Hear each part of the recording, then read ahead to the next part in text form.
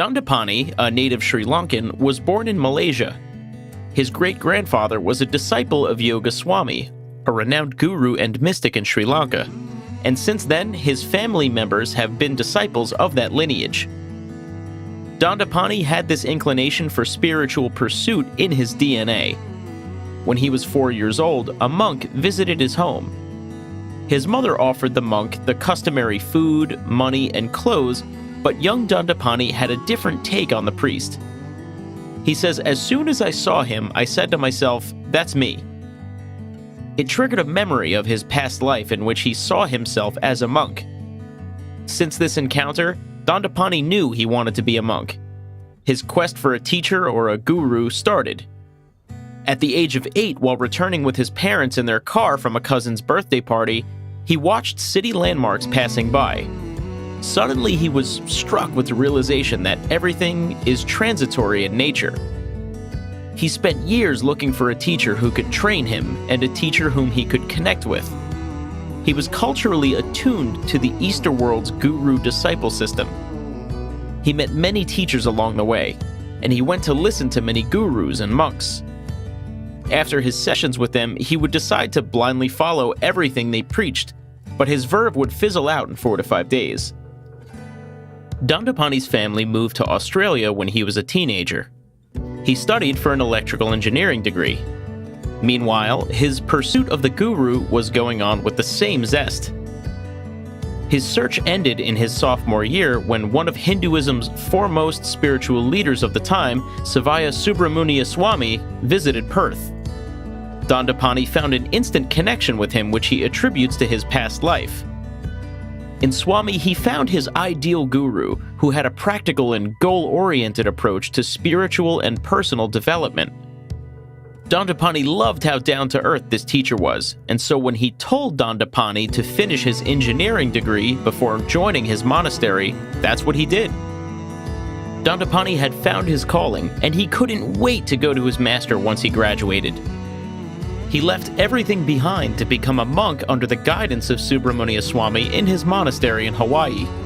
For 10 years, he lived a life of serious personal discipline and training under his guru's mentorship to attain enlightenment. In his 20s, he was living a life of celibacy and getting trained in understanding the mind. In his free time, he would work in the 50 acres of gardens at the monastery and developed a passion for plants. The love for nature later inspired him to establish his own meditation paradise in Costa Rica. Savaya Subramania Swami's monastery was one of a kind, where spirituality and technology coexisted. The guru believed using modern means to spread his teachings around the world. All the disciples were equipped with MacBooks, used to build websites, and used other technology tools. They would also keep themselves updated with the outside world by watching the daily news. Their meditation sessions didn't last beyond an hour or two, as they were trained as monks who should function in the worldly hustle and bustle. Dandapani's vow of celibacy and renunciation expired after 10 years. It was time for him to return to the world on the mission of spreading enlightenment. He went to mainland America, where it took him a year to transition back into regular life. He got married, had a daughter, and settled in New York City. He had turned into a Hindu priest from a monk. During his years in the monastery, he had learned to practice the fine art of bringing concentration into everyday life.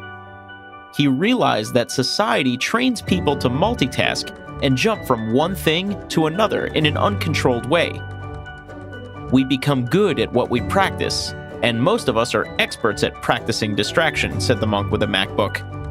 The great panacea for a world plagued by distraction is learning and practicing the art of concentration. He became a spiritual coach and a speaker.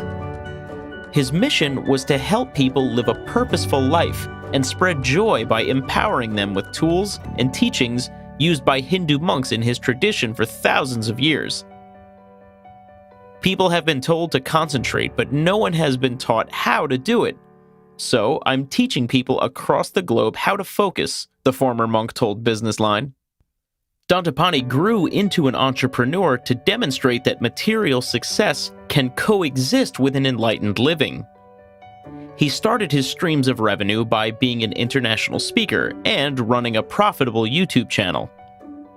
He inspires struggling entrepreneurs into balancing their hectic schedules. Steeped in ancient Hindu traditions and tailored to meet the needs of modern achievers, his approach is practical and motivational, geared towards entrepreneurs who want to create and maintain a healthy work-life balance while pursuing their targets. He works with entrepreneurs globally and also companies like Commonwealth Bank of Australia, Nike, Trivago, Fortress Investment Group, and Xero in cultivating focus and maintaining energy. Mentoring people is his business, but Dandapani believes in empowering his clients with self-help tools so that they don't have to come back to him, even if that means a loss in recurring revenue. This approach has earned him immense trust and a massive following. His TEDx talk has over 2.9 million views, and his Gold Coast videos garnered over 75 million views in just 5 months. His energy hierarchy theory and the art of preventing energy vampires, or negative people, from draining one's energy have helped thousands of people become productive in their personal and professional lives. Entrepreneurs are trying to do multiple things at a time, but the key is doing only one thing at a time. You don't have to multitask to be better, said Dandapani. The longer you focus and concentrate, the better you understand your product or services and make them better, he added. In 2013, Dandapani and his wife bought 16.5 acres of land in Nosara, Costa Rica, where they're building a spiritual sanctuary named Subramunia Sanctuary.